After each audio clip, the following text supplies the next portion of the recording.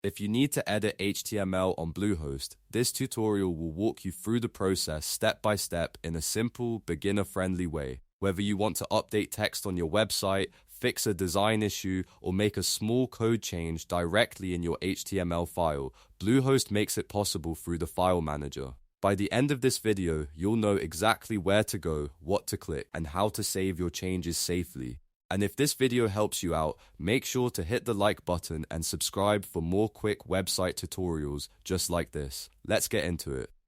First, log in to your Bluehost account. Once you're inside your dashboard, look for the website section. This is where Bluehost keeps the websites connected to your account. Click on websites, then choose the website you want to edit. If you manage more than one site, make sure you select the correct one so you don't accidentally make changes to the wrong project. After selecting your website, look for the Files and Access option. This is the area that gives you access to your website's stored files. Click on it and then open File Manager. The File Manager is where all of your site's folders and files are organized, including your HTML files, images, and other important resources. Once File Manager opens, navigate to the folder that contains your website files. In many cases, this will be inside a public folder or the main site directory. If you're not sure where your file is located, take a moment to browse through the folders carefully. You want to make sure you're editing the correct HTML file before making any changes. Now find the HTML file you want to edit. This might be your homepage file, an about page, a landing page, or any other file ending in .html. When you find it, right-click the file and select Edit. Bluehost will open the built-in HTML editor so you can make changes directly in the browser without needing any extra software. Inside the editor, locate the section of code you want to change. This could be a heading, paragraph text, link, image source, or any other part of the HTML structure.